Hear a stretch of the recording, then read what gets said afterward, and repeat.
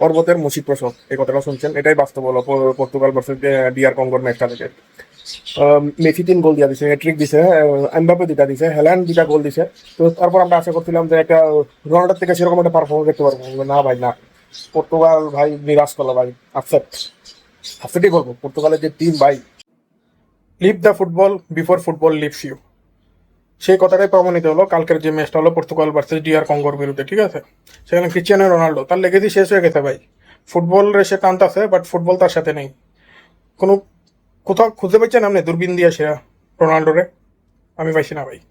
এবং পর্তুগালের যে বাকি যে নাম করা প্লেয়াররা, হ্যাঁ, ইউরোপ যারা কাঁপাইতেছে, পিএসজি চ্যাম্পিয়ন করাইছে, নুনু নুনু মেন্ডেস, তারপর জুয়ান নেভেস, ঠিক আছে, ও একটা গোল দিছে, তো সেটা একটু লাকি ছিল। এবং যদি আমরা অ্যাটাকিং মিডফিল্ডে আছে Bruno Fernandes Manchester United, Bernardo Silva right উইংয়ে, কি করতেছে ভাই তারা? ক্লাবে যখন খেলে তারা এক একটা মানে এক একটা যেই লেভেলে ফুটবল খেলে, সেই লেভেলটা কিন্তু যখন একটা টিম হিসাবে খেলে, পর্তুগালের এদের টিম দেশের হয়ে খেলে, সেটা কিন্তু দেখতে পাই না। সেই ঝলক আমরা কিন্তু দেখতে পাইছি না। পর্তুগালের থেকে প্রত্যাশা ছিল অনেক, কিন্তু তার তার বদলে আমরা যা ফুটবল দেখলাম না, এটা বলা যায় পর্বতের মুশিক প্রসাদ। হুম, ঠিক আছে। ইতি না ভাই, ইউরোপে সব বাঘা বাঘা প্লেয়ার, পিএসজি চ্যাম্পিয়ন করছে, ম্যানচেস্টার সিটির সব প্লেয়ার, ম্যানচেস্টার ইউনাইটেডের প্লেয়ার, তারা এক একটা যে যে পজিশনে খেলে, সেখানে দে আর দ্য সুপ্রিম ভাই, সুপ্রিম। হ্যাঁ, জুয়াং নেভেস পিএসজির জাস্ট চ্যাম্পিয়ন্স লিগ চ্যাম্পিয়ন হয়ে আছে। সেই টিমটা ভাই, তাদের মধ্যে সেই ব্রাদারহুড, সেই যে একটা যে ইগো না রেখে যে খেলাটা, হ্যাঁ, যে সবাই উই আর কিন্তু টিম, সেই টিম গেমে আমি দেখতে পারলাম না, ফিনিশিং নেই। তো মেসিকে যেরকম সাপোর্ট পায়, মেসি আর্জেন্টিনার যে সাপোর্ট পায় ভাই, ডিপল এনজো ম্যাকলিস্টার যে বিল্ড আপ তৈরি করে, বা আর্জেন্টিনার যে সবাই ওরা জান দিতে প্রস্তুত, কিন্তু পর্তুগালের মধ্যে সেই জিনিসটা নেই, সেই স্পার্কটাই নেই তাদের মধ্যে এখনো। তারা নিজে নিজের পাস খেলতেছে, হ্যাঁ, ফিনিশিং লাইনে গিয়ে সেরকম সে রোনাল্ডোকে সাপোর্টও পাইতেছে না। আর রোনাল্ডোর বয়স হয়েছে ভাই, বুঝতে রোবার্টো মার্টিনেজ ভাই, বুঝো ভাই, রোনাল্ডোর বয়স 41 বছর, তার বয়স, তাকে কিরকম ভাবে ইউজ করতে হবে সেটাও বুঝতে হবে, ঠিক আছে? রোনাল্ডোর মধ্যে চেহারা দেখে বুঝে যাইতে হবে কিরকম প্রেশারে আছে, ঠিক আছে?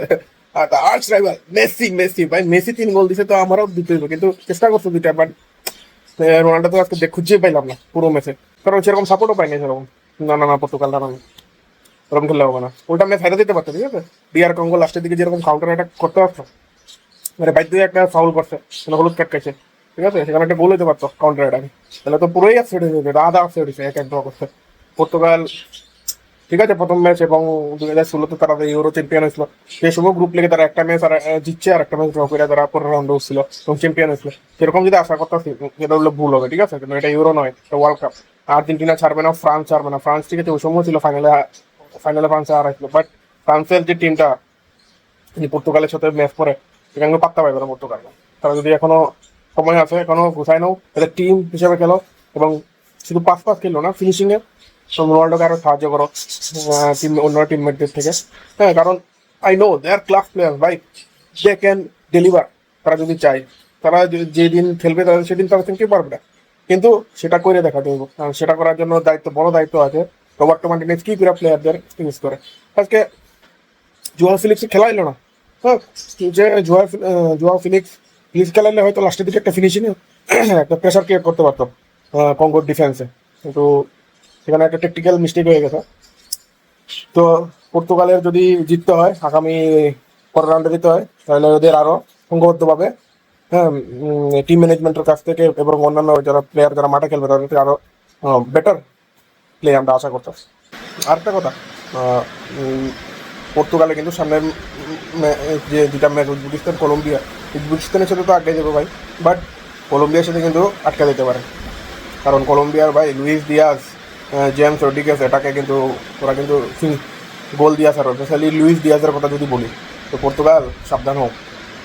আমরা আশা করি যে ভাই যত টুর্নামেন্ট এগোবে, পর্তুগাল মতো টিমগুলো আরও সামনের দিকে ভালো খেলার নিদর্শন দেখাবে।